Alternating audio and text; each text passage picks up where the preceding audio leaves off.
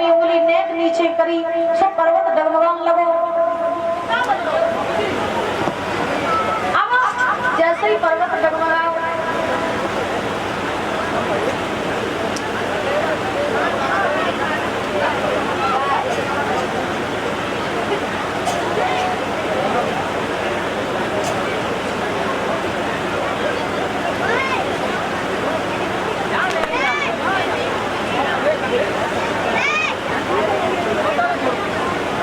भगवान की लोग सुख बुरी तो लोग नहीं करना।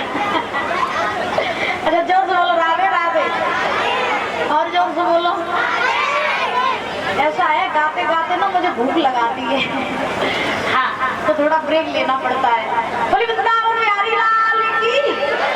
महाराज ध्यान रखना, अब सुखदेव जी महाराज समझा रहे हैं राजन परीक्षण। जैसे ही भगवान ने उंगली नीचे करी, पर्वत डगमगा, उसे सबकी लाठी गई टूट। अब सबकी जब लाठी टूट गई तो दामा ने कही लाला ये तो तेरे ही बस को है, मेरे बस को नहीं है, पर्वत तू साध ले। अब महाराज भगवान ने फिर से पर्वत को साधा है।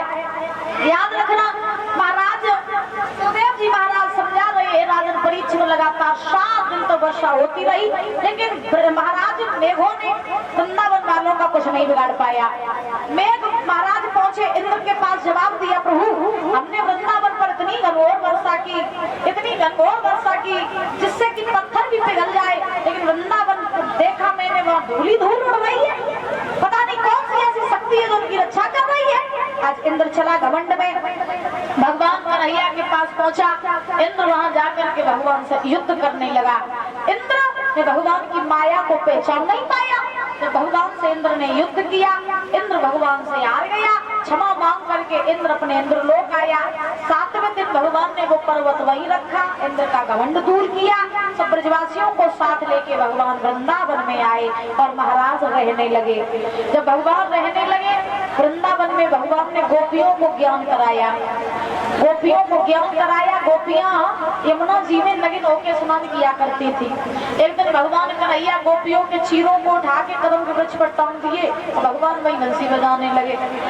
गोपियों से कहा गोपियों नगिन अवस्था में आओ, मेरे सामने खड़ी हो जाओ, अब तुम्हें वस्त्र वापस कर देंगे। गोपियां आई नगिन अवस्था, भगवान के सामने खड़ी हो गई। भगवान ने उन्हें वस्त्र दिए, गोपियों ने वस्त्र पहने। भगवान से गोपियां बोली जब तक तुमने वस्त्र लिए क्यों थे? भगवान बोले ज्ञान कराने के लिए। कैसा ज्ञान? भगवान ने कहा कि स्त्रियों को कभी भी जल में नगिन होकर स्नान नहीं करना चाहिए। क्यों? क्योंकि जल में वरुण देवता का वास होता है। गोपियों ने क्षमा याचना मांगी और भगवान से कहा प्रभु याद करो आपने हमसे एक बार कहा था कि आप हमारे साथ महाराज करेंगे, तो आप हमारे साथ महाराज करो। भगवान ने कहा अभी नहीं, जब सही समय आएगा तब हम आपके साथ महाराज अवश्य करेंगे, अभी घर जाओ। गोपियां वृंदावन में आई, भगवान भी वृंदावन में आए, लेकिन भगवान ने योग माया को बुलाया और योग माया को बुला करके कहा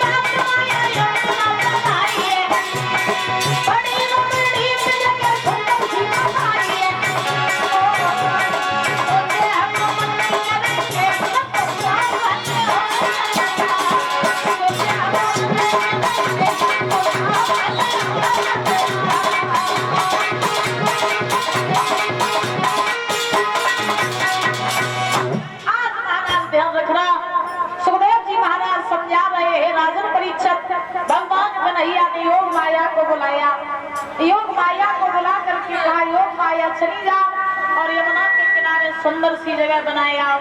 उसी समय आज महाराज ध्यान रखना, योग माया चली यमुना के किनारे पहुंची।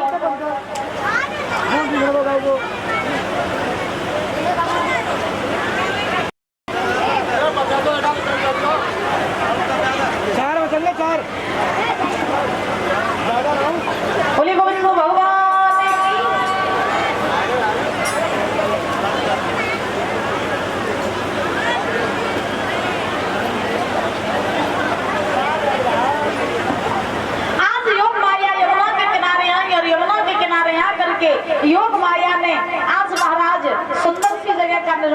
दिया। और जब सुंदर सी जगह का निर्माण किया तो उसी समय आज महाराज योग माया लौट करके भगवान के पास आई और बोली कि हे प्रभु, आपने हमसे जैसी जगह का निर्माण करने को कहा था, आपने वैसी जगह का निर्माण कर दिया।